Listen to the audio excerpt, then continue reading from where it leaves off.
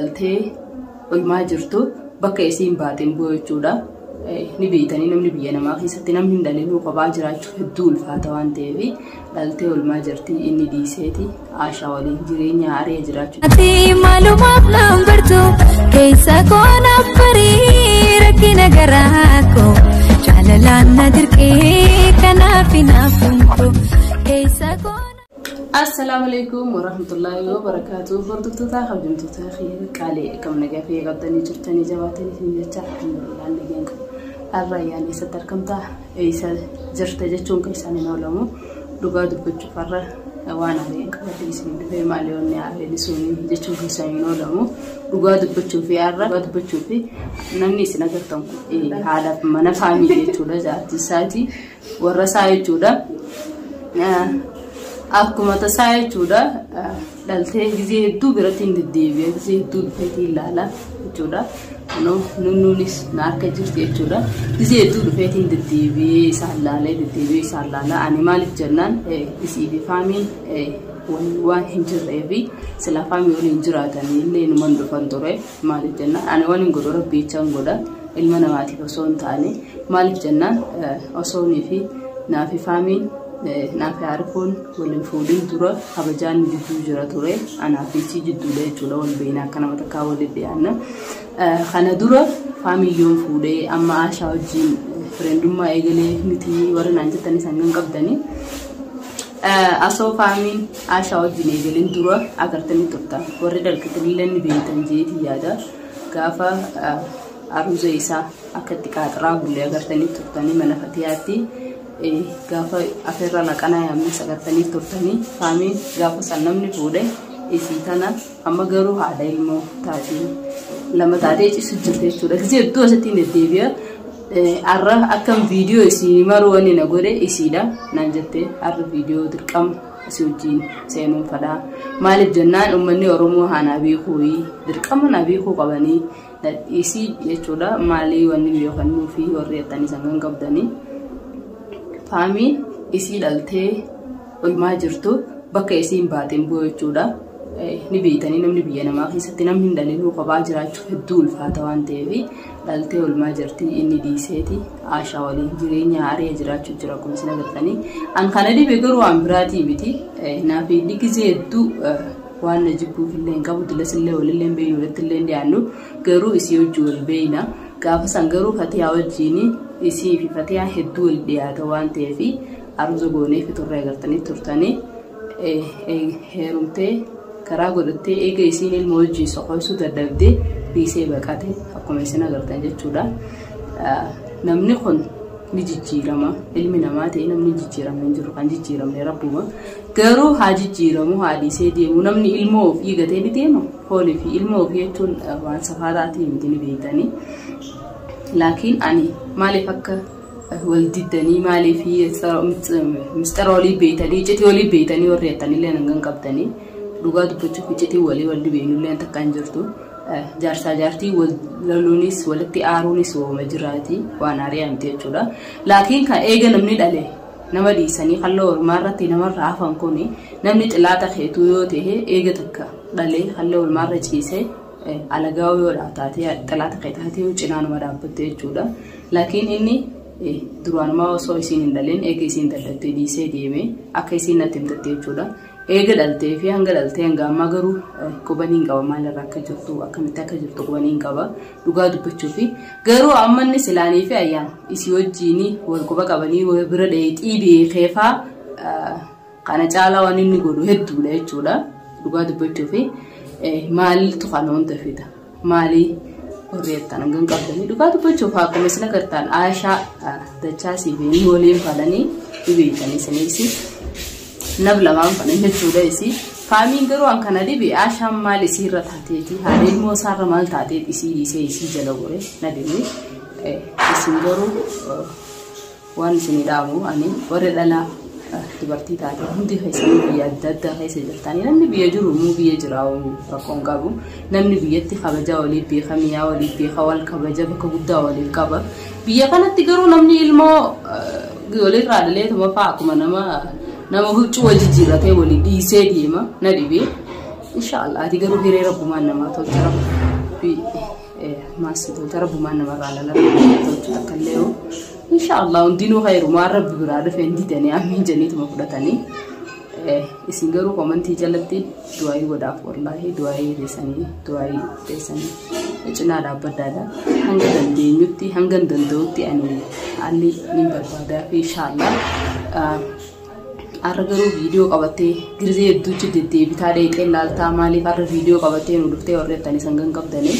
isiitu dirqama si wajjin mul'achuun qabaa asirratti bo'uun qabaa si wajjin jettee akkan karaa keessan dhufu na godhe malee ani jaaladhee hin finne girzee hedduun bira deddeebi'a viidiyoo wajjin maruullee natti hin tolle maaliif jennaan namni dhalaa ta'e tokko waa hunda adda baasee yaadu qaba maaliif jennaan ibiddi arra isiirra bu'ee boru anarraas ni bu'aan beekaanii garuu namni tokko akkasitti yaadu balleessee yaaduu hin danda'u jechuudha arra aashaan inni humaan qabduu garaan qabduu qullaadhaa jee isii wanta kan qabne san jala deemee jaalate boru gaafa isii namni kun dhalagaa raamoon numa dhalte raamoon nuti keessan numa dhalte waan ta'eef boru gaafa isii ilmoo dhalte namni arra isii fuudhee isii ilmoo dhalte halloo ilmaarra dhiisee deeme boru aashaa sanis dhiisee deemuu danda'a waan ta'eef hamaa kanas numaa qaba gaariis numaa qaba hundi uumaa rabbiiti uumaatii miti jechuudha. Laakiin faamii ani waan hin daamoo fi barbaadu waan biraa osoo hin taane na jaalatee na jibbee ani waan takkanaaf hin godhu waan takkaas isaaf hin godhu maaliif jennaan namu mana ofii cofatee banata habujaa waliin nu fida malee wanni waliin nu fidu hin jirtu ilmooteetiif jecha fuula baatee dhalaa agartee jala hin deemini ilmooteetiif jecha bultitee bareedduu dhiistee karaa feete hin deemini ilmooteetiif fi jaartii teetitti as deebiin sinjaa'uu viidiyoo fi agartee kanuma siidhaan barbaada ayyaa warri komantii jalatti immoo ayyaan harifoon bee harifoon ho'i maal naan jettan hangan qabdanii dhugaa dubbachuu fi ani gizee hedduu dhufee ilaalee deebi'a harifoollee kanumaan ichitti ilaaluu isiillee gizee hedduu kophaa jirti maaliif biyya namaa keessa namni dhalee jechuun ni beeytanii namni hundi warri dubartii taatan ni beeytanii namni hundi dalagaaf nama biraa deema mashquula hin danda'u jechuudha namni biyya namaa keessatti haati ofiin jirtu firree ofiin jiru hedduu rakkate nama rakkisee jechuudha biyya namaa keessa dhaluun hedduu ulfaata wallahi inshallah khairumaa hundinuu namni waan dhufte rakkoo si dhufte waan irraa baratta malee waa si barsiiste malee waa si rakkistu jechuudha rakkoon si dhufte furmaata barnoota siif taati umaatii miti laakiin ani akka nama takkaatti jechuudha inshallah harfoonis yeroo ati qobuuda ni baha warri immoo arras burus numa bahaa numa baay'een guyyuu ni bahaa naan jechaatuma ooltaa maaliif gabbaastee nu garsiisnee warri naan jettanii sangan qabdanii beeka dhugaa dubbachuu fi harfoon osoo mana namaa jiraatee dhaqeetiin amma gabbaasee isin gammachiisan ture ana caalaa isintu gammadanii beeka saninaaf gala inshallah ni bahaa inni laakiin ka harfoo caaluutu dhufee jechuudha ammayii ani mali wanne arfo caalu warri naan jettanii sangan qabdanii dhugaa dubbachuu alhamdulillah ani gaafa isiin hin dhaleessan hedduu rakkachuu ture jechuudha faamiin garuu ayyaan wanni inni waa hedduu haasoo holbee jechuudha hammeenya biraa walii qabaannee osoo hin taane isumanni daa'ima garaatii hojii dhiisee deemee tana hojii waan waliin dhiyaannuu fi dila sanaasoo jechuudha ani akkasaatti afaan hin affalladhu warri komantii jalatti immoo ayyaan maaliif haatitti maatii isaatti hin himne warri naan jettanii sangan qabdanii namni rabbiin ganama jallise diriiru waan ta'eef warratti himne asii warra garaa balleessuun faayidaa hin qabu jallatee matuma isaatiif diriirus matuma isaatiif jechuudha ilmoon tuni boru ganama jechuudha guddattee nama ta'uu dandeessi inshallah kanama godhus rabbii kanama godhus rabbii ilmi namaa sababa yoo ta'e malee waan takka namaaf hin godhu ni beeytanii isiilleen bakka arra ciistu kanaaf haatee boru ganama nama taatee ol kaayatee deemuu dandeessi asitti naftu waan ta'eef jechuudha inshallah hundinuu khairumaa fi garuu isin dubbattu ni dhukkubaayi maal warri naan jettanii sangan qabdanii hin dhukkubu fayyaa qabdee alhamdulillah ilmoon isiitii fi isiilleen fayyaa qabanii garuu namni dhalanii beeytanii waa hedduu jira ani kana jiisiniif immoo dadhabbii qabdii eega daltee torbaan lamaa hin geenye jechuudha dadhabbii qabdii sanuma fi dubbatu hin dandeessu taa'uus hin dandeessu ciisu qabdi garuu akkaan isin fidus isimaatu akkan viidiyoo kan isin maruusisii kun godhe jechuudha maaliif jennaan namni tokko yeroo ati fayyaa qabdu yeroo ati bifa bareedduu qabdu si waliin deemee jireenya bareedaa si waliin jiraate gaafa ati haadha ilmoo taate gaafa si dhiisee deemu hedduu nama aarsa kuni maaliif ibiddi abbumarra bu'ee guba warri akkasii hin dhabamtanii ni jirtanii injirtan jee yaadu maaliif jennaan namuu dhalaadha wanni akkana hedduu irra baay'inaan biyya arabaa keessatti wanni akkanaa ni irte jechuudha harka 150 ni jira ati hiree rabbumaa namarraa laalagaa rabbi nu haa tolchu inshallah warri ganaatti deemtanii fi warri itti seentan illee rabbi nu haa tolchu akkasiitii hordoftoota kabajamtoota kiyya maaliif faamii jibbansa isaa qabdu lubbuuf si jib komantii jalatti nama takka waan jeenaa barreesse ati badduudha ayyaan faamiin lubbuuf si jibbaa naan jee namni takka ani badoomina hin qabu maaliif jennaan abbaan faarsu reemucha lamaan guujanii tire of faarsu osoo hin taane ani badii namni narra eegu san hin qabu ani ofuma kiyyaaf hin faarsa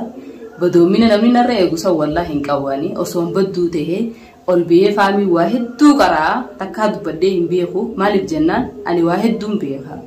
waa hedduu waliin beeyna naaf innillee wal beeku baannu waa hedduun beeka waa'ee isaa garuu akka inni ol biyee haaseetti afaan affallatutti ani afaan affallachuu hin jaaladhu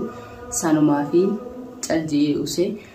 gama takkaanillee naaf yaaduu jidduu jaalala bareedduu jira kabajaa waliin fidee jaalala waliin fidee inni immoo obboleessa Aarifooti ani obboleessa jaarsa kiyyaati hojii wal bihee dubbatuun na ulfaata lafattis ta'e isin birattis ta'e waan ta'eef calji'ee usa malee waa'ee isaa isallee itti dhiyaadheellee qaamanillee wal agarree isallee beeku baadhu isa duuba waa hedduun beeka jechuudha waliin jirra waan ta'eef bakka takka keessa takkasiitii hordoftoota kabajamtoota kiyya qaalii du'aayi godhaadha hiree tana rabbu waan namaa tolche gawaa harkaan hin tolfatanii sila harkaan tolfatanii harkaan numa tolfanne hiree bareedduudha rabbu waan namaa tolcha inshallah hundinuu khayrumaa fi tarabbi tolcheen baddu du'aayi godhaa fi rabbiin nagiyaan adda siiyee waa hiree bareedduu ilmooteetis siifaa guddisuu bakkaan si haguu nagiyaan kan loolmaarraa si afaasu jaati du'aayi godhaa fi takkasiitii inshallah bismillah Aarifu baasuu taatus waan biraatiin taatus viidiyoo biraa qabadhee isinii dhufu assalamu alaikum